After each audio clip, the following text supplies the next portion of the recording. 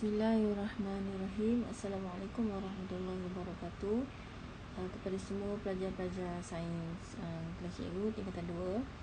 Okey, untuk kelas sains pada hari ini cikgu nak masuk bab baru iaitu berkenaan nutrisi. Okey, nutrisi pada bahasa Inggeris nutrition. Okey, gizi lah lebih kurang maksudnya.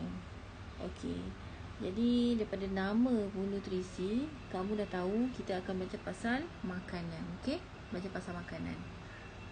Okey, penting untuk belajar pasal makanan sebab hari ni budak-budak muda banyak yang sakit sebab makanan. Okey, kalau orang tua-tua tu kita tahulah dia sakit jantung atau mungkin buah pinggang atau mungkin darah tinggi. Kalau dulu-dulu orang kata darah tinggi orang tua je kan. Sekarang tidak lagi. Darah tinggi sekarang ialah makanan penyakit orang muda juga. Okey. Kencing manis, orang kata orang mungkin keturunan lah, tapi sebenarnya kencing manis ni kalau dia bukan keturunan, bukan penyakit dalam DNA kita boleh elak. Dan sekarang ni banyak orang muda sakit kencing manis. Awak cek balik awak makan apa je kat rumah. Okay, masa bukan PKP lah, berapa kali seminggu, berapa kali tea leaf, berapa kali apa kebondo nama tu, bubble tu apa nama dia, cikgu lupa pula. Alah, ada bubble tu. Okay, nampak sangat cikgu tak minum kan. Okay, so hari ni kita nak belajar nutrisi. Okay, kita kena kenal apa yang kita makan. Sebab Nabi dah cakap setiap apa yang kita makan akan jadi darah daging. Okay, so mula-mula sekali boleh pendek dulu buku teks tu. Cikgu nak ajar pasal kelas makanan. Okay, kelas makanan kelas makanan ni ada berapa tu? 1, 2, 3, 4, 5, 6, 7. Kalau cikgu cakap kelas makanan ada 7. Bukan jenis makanan nasi kerabu ke, KFC ke, bukan bukan mi segera. Kelas makanan ni ialah dalam makanan tu ada apa saja. Ada karbo, ada protein, ada lemak, vitamin, mineral, pelawas dengan air. Okey, so ada 7 semuanya. Okey, kita pergi kepada yang pertama, karbohidrat mengandungi unsur karbon, hidrogen dengan oksigen. Unsur ni apa ke benda ni? Unsur ni ialah benda paling kecil di dunia. Bukan. Contoh bukan paling kecil, silap-silap. Contoh awak nak buat rumah kan. Kalau nak buat rumah kena ada simen, kena ada batu bata, kena ada air nak bancuh simen, kena ada tiang. Boleh?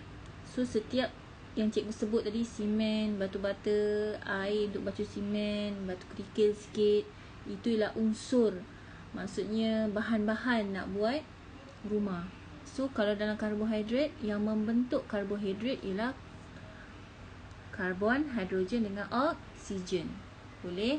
So karbon, hidrogen dengan oksigen ni akan membentuk satu unit asas, namanya glukosa. Boleh? Maksudnya bila awak makan karbohidrat, contoh makan nasi kan, awak nampak nasi, tapi bila dalam perut, benda tu akan dihancurkan, dia akan dihadam menjadi glukosa. Benda paling asas, paling simple untuk karbohidrat. Maksudnya karbohidrat akan jadi glukosa. Lepas daripada glukosa tak ada dah. Boleh? Boleh. Cumanya dalam glukosa tu ada unsur ni lah, karbon, hidrogen dengan oksigen. Boleh. So fungsi karbohidrat ialah membekalkan tenaga yang banyak. That's why makan nasi untuk hidup, bukan hidup untuk makan nasi. Betulkan balik pegangan kehidupan kita ni makan je. Tapi mungkin korang belajar lagi lain lah kan. Budak-budak ni lain sikit daripada ni orang tua. Okay, tapi kena kawal sikit cara makan. Contoh karbohidrat ialah kanji, glikogen dengan selulosa.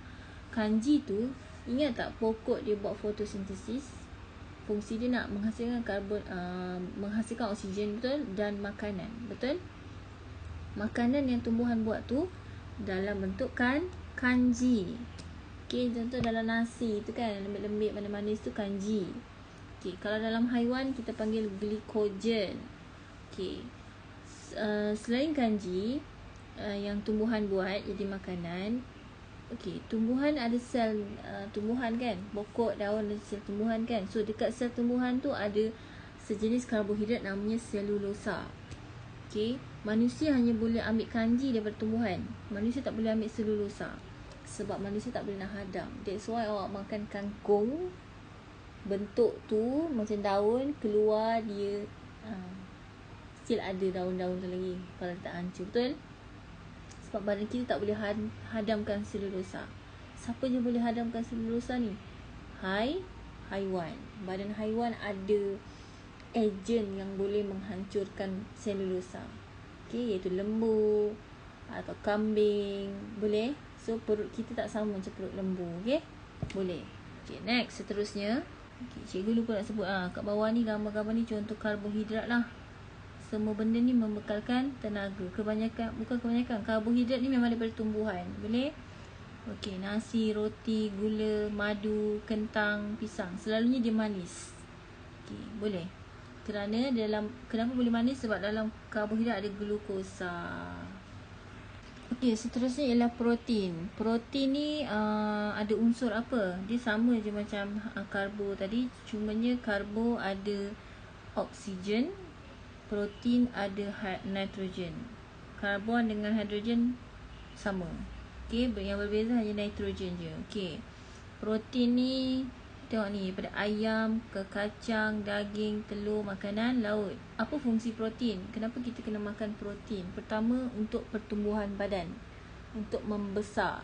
Sel badan kita nak membesar, badan kita nak naik untuk pertumbuhan dengan cara makan protein. Kedua, membaiki tisu-tisu badan yang rosak.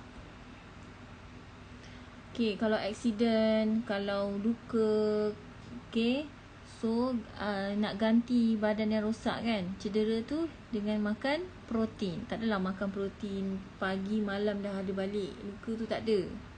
Dia membantu, dia ambil masa lama benda-benda macam ni. Kedua, mengganti sel-sel badan yang telah mati. Keempat, mensintesis. Sorry, cikgu salah eja tu. Mensintesis tu kan jadi N. Synthesize ni bahasa sains. Maksud dia lah membuat. Okey, membuat enzim, hormon dan antibody. Badan kita nak buat enzim, hormon dengan antibody perlukan protein. Enzim tu apa ke benda? Nanti kita akan belajar enzim tu ialah ejen dalam badan kita yang diperlukan oleh badan untuk menghancurkan makanan yang kita makan. Kalau makan je tak ada enzim ni pun tak jalan. Okey, ejen yang diperlukan oleh badan untuk menghancurkan makanan.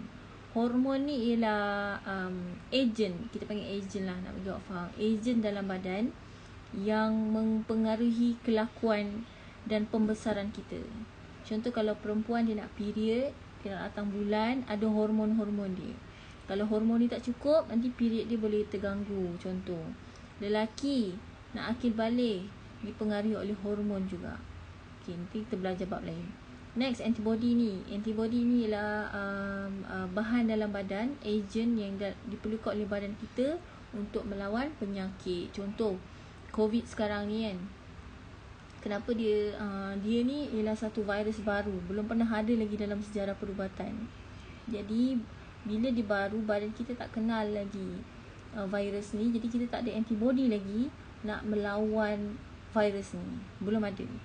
Okay, dan ada, kalau orang yang dah baik dijangkiti pada COVID ni, ada kajian mereka punya darah tu digunakan untuk jadi penyumbang untuk menghasilkan vaksin.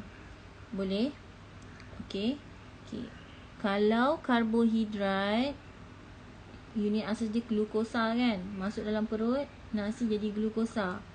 Kalau ikan masuk dalam perut dia jadi asid amino.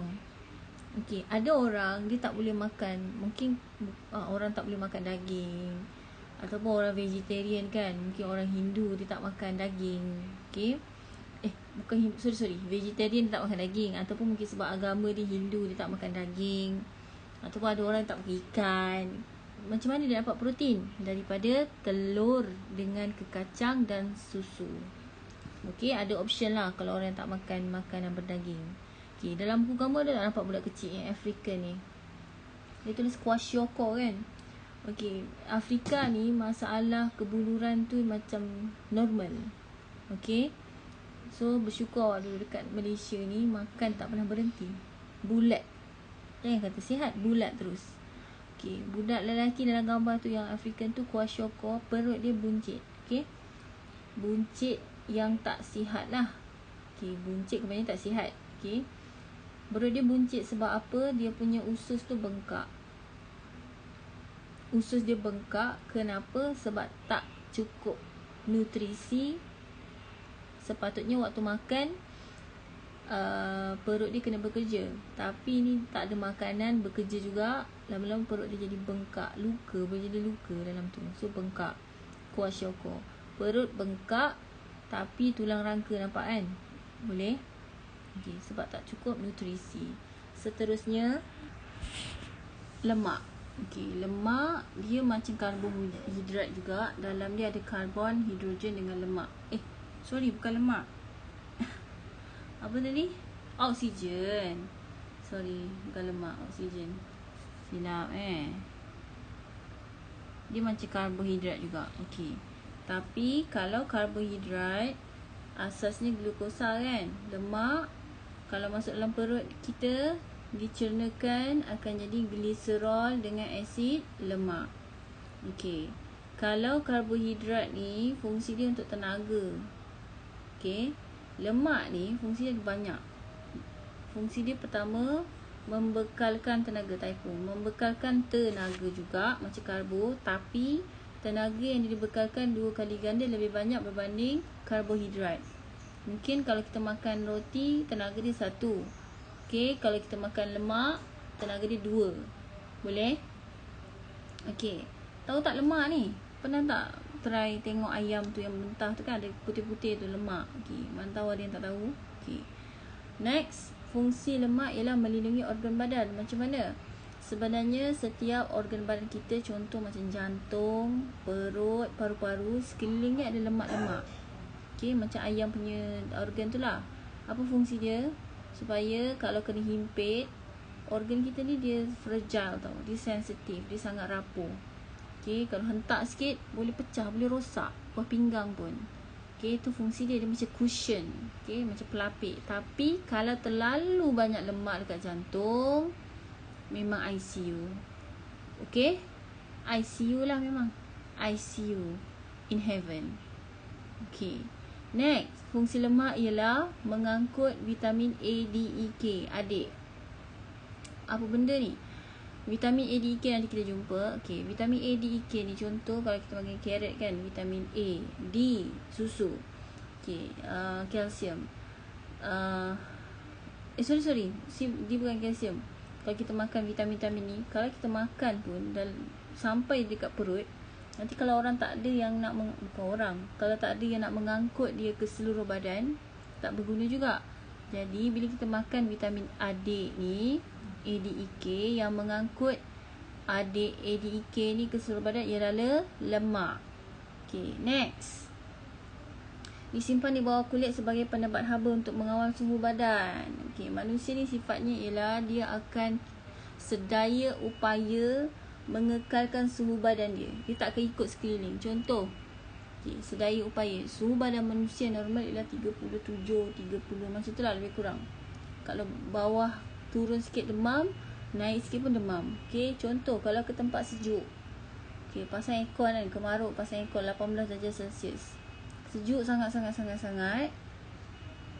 Okay, badan kita boleh detect tak boleh ni 18 ni.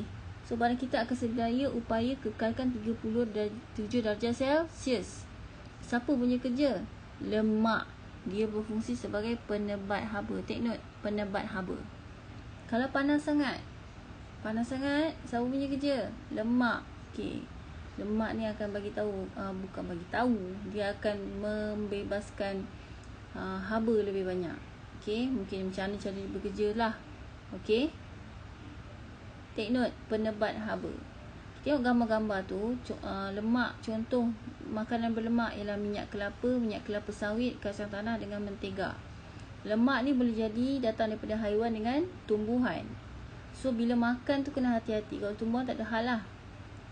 Bila makan tu kena tengok elok-elok. Makanan tu ada lemak je datang daripada mana? Daripada haiwan. Oh, kena alert sikit. Kadang-kadang kalau yang daripada sumber khinzir ni, babi ni, dia ada banyak perkataan. Kadang-kadang dia guna perkataan lard, L-A-R-D. Okay, dia tak akan guna pig, tak ada. Dia akan kata lard. Lemak babi ni selalu istilahnya dia perkataan lard. So hati-hati lard. Okay, porcine, banyaklah lagi istilah-istilah dia merujuk kepada sumber daripada khinzir. Okay, cikgu dah cakap pasal minyak kelapa sawit. Minyak kelapa sawit ni sebenarnya bagus. Of all semua minyak yang ada di dunia ni, minyak kelapa sawit sangat bagus. Okay, yang tak bagus ni apa? Kita duk melantak nugget goreng minyak kelapa sawit. Melantak nugget seorang 10 ketul. Salah nugget, salah awak atau salah minyak kelapa sawit. Fikir-fikirkanlah. Seterusnya ialah vitamin. Okay, vitamin ni ialah sebatian organik yang tidak membekalkan tenaga. Makan dia tak dapat tenaga, kenyang je, tenaga tidak. Okay, tetapi walaupun tidak membekalkan tenaga, vitamin ni tetap diperlukan oleh badan. Tetapi sedikit sahaja supaya badan kita tetap sihat. Dia tak bagi tenaga, tetapi masih diperlukan. Ada tetapi lagi, sedikit saja supaya badan kekal sihat. Okey, contoh vitamin ada A, B, C, D, E, K. Okey, cikgu lupa nak bagi tahu vitamin ada 2 jenis, tertinggal. Sekejap. Vitamin ada 2 jenis. Pertama yang larut air dengan larut lemak. Larut air ni maksudnya kalau jumpa air dia hancurlah. Vitamin B dengan vitamin C. Vitamin larut lemak yang tadi A, D, E, K, maksudnya dia hanya ngam dengan lemak je. Kalau dengan air tak nak. Okay, A, D, E, K. Contoh lemak pula. Contoh vitamin susu, daging, buah, sayur. Okay, ada orang tak suka makan sayur. Kena fikirkan sihat ke tak sihat tu. Okay, tengok ni. So ni jenis vitamin. Cikgu tak buat tajuk pula. Jenis vitamin. Okay, A, B, C, D, E, K. Tengok setiap satu. A, datang daripada mana ni? Susu, kuning telur, minyak ikan. Apa fungsi vitamin A? Supaya penglihatan kita pada waktu malam tidak terjejas dan memelihara kulit. Kalau kurang makan, rabun malam, penyakit kulit. B, datang daripada mana? Hati, telur, yeast. Memelihara fungsi saraf, membantu pembentukan sel darah merah. Kena banyak makan hati, yeast, telur. Banyak kan, bukan berlebihan. Kalau kurang vitamin B, boleh dapat beri-beri dengan anemia. Beri-beri bukan cerit-berit. Okay. C, buah-buah dengan sayur. Buah mungkin orang makan lah, sayur ni tak ramai orang makan. Okay, melawan jangkitan penyakit dan memelihara kesihatan gusi dan mulut. Kalau kurang vitamin C akan dapat scurvy. Ni bukan gusi berdarah yang gosok sikit dia berdarah, tak ada. Ni berdarah yang kau-kau punya. Okay, D, tengok mentega, telur, minyak ikan. Selain daripada makan, kita boleh juga dapat vitamin D daripada cahaya matahari pukul 10 pagi dan ke bawah. Sebab tu kena bangun awal pagi, bukan bangun tengah hari tu. Fungsi vitamin D ni ada fungsi dia. Kalau kurang apa? Riket ni tulang rapuh. Sebab apa? Kalsium susu yang kita minum ni, susu yang kita minum ni membantu menguatkan tulang. So kalau kurang, tulang rapuh. Bukan osteoporosis, dia lain. Okay, riket ni macam tu dah lebih kurang, tapi tak sama. Okay, vitamin E, vitamin K. Okay, seterusnya pelawas. Okay, pelawas ni ialah kalau kita makan, badan kita tak boleh hancurkan dia. Macam kangkung cikgu cerita tadi, orang makan kangkung daun macam tu, keluar pun macam tu lah, lebih kurang. Cuma dia lembik-lembik kan. Okay, kenapa? Sebab pelawas ni kebanyakannya dia dibentuk oleh selulosa. Yang dekat daun-daun ni kita dinding dia namanya selulosa. So hanya haiwan je boleh, kalau makan boleh hancur. Okay, tapi walaupun tak hancur, kenapa dia still penting? Kerana selulosa ni sifat dia boleh boleh menyerap air. So bila dia menyerap air, dia bila kita makan sekali makanan tu, makanan dalam perut tu dia senang nak bergerak. Okey, dia tak tersekat. Okey. So bila dia tak tersekat, peristalsis dapat berjalan dengan baik. Peristalsis ni awak bayangkan macam balon kan, awak tekan hujung belah sana kembung kan. Bila tekan yang sebelah sana, sebelah sini pula kembung kan. Bayangkan peristalsis macam tu, tapi bentuk panjang, macam usus panjang kan. So nak bergerak, makanan bergerak dalam usus dengan cara peristalsis. Peristalsis dapat terjadi dengan baik kalau banyak pelawas yang ada air dalam dia, macam licin je. Jadi bila dapat makan banyak pelawas, sembelit dapat dielakkan. So kalau terlalu teruk boleh berdarah, usus tu berdarah, tu dah kes serius dah.